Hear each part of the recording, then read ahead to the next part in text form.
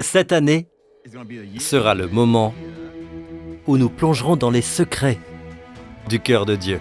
Dans Marc 14, Jésus a envoyé 2 de ses disciples et leur dit « Allez à la ville, vous rencontrerez un homme qui porte une cruche d'eau, suivez-le. » Je tiens à souligner que partout où vous constatez que votre soif spirituelle est étanchée, suivez ce ministère, suivez le Saint-Esprit, suivez l'individu qui porte une cruche, un vase d'argile rempli d'eau rafraîchissante, et il vous montrera une grande chambre haute, décrite comme étant meublée et toute prête. En essence, vous entrez dans une œuvre achevée. Cette année, préparez-vous. Vous récolterez ce que vous n'aurez pas semé. Dieu vous placera dans des endroits où vous jouirez des vignes et des oliviers que vous n'aurez pas plantés, et résiderez dans des maisons remplies de toutes sortes de bonnes choses qui ne seront pas le fruit de votre travail. Si Dieu ouvre une porte, aucun homme ne peut la fermer. Quand Dieu vous amène, vous êtes amené, mon ami. Vous n'avez rien à faire. Comme Dieu me l'a partagé, tout ce qui concerne la chambre haute, c'est ce que je vais faire cette année pour mon peuple. Asseyez-vous confortablement et regardez.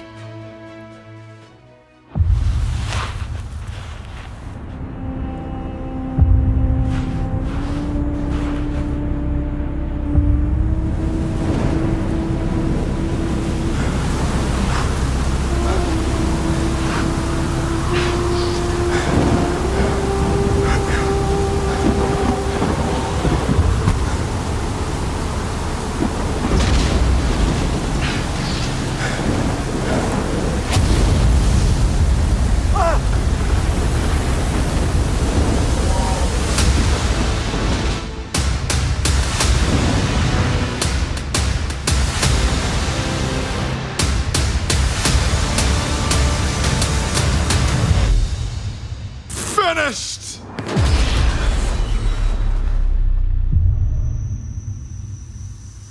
Benny. Papa?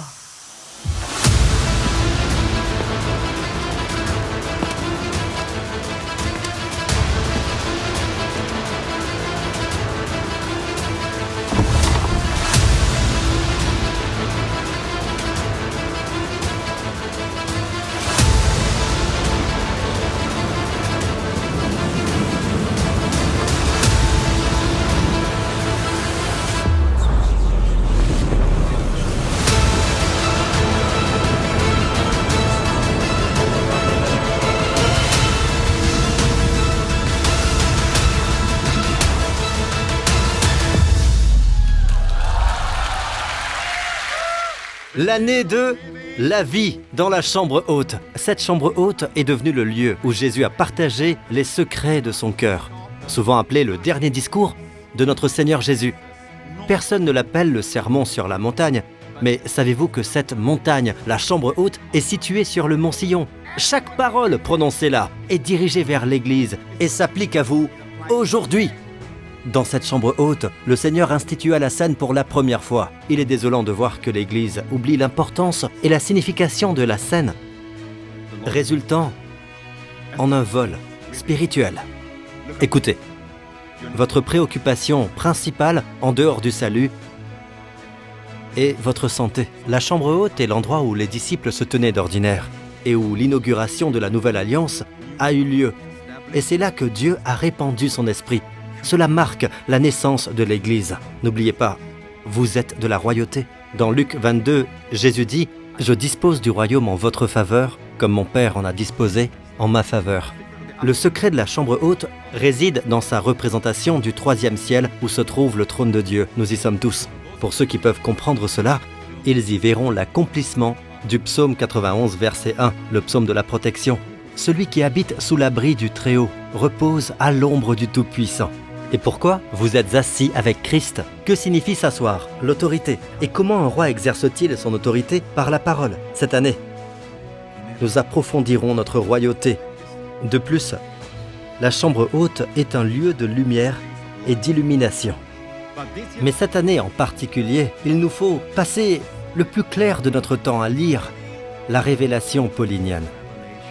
Et nous serons capables d'interpréter tout le reste des Écritures, même l'Ancien Testament. Élie amena le garçon dans la chambre à l'étage où il logeait et le coucha sur son lit.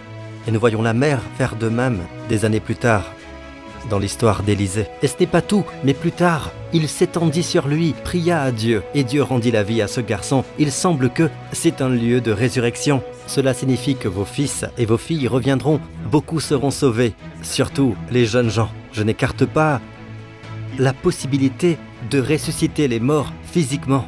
Je ne l'écarterai pas, parce que je ne mettrai pas de limite à Dieu. Amen. Voilà ce que Dieu va faire cette année.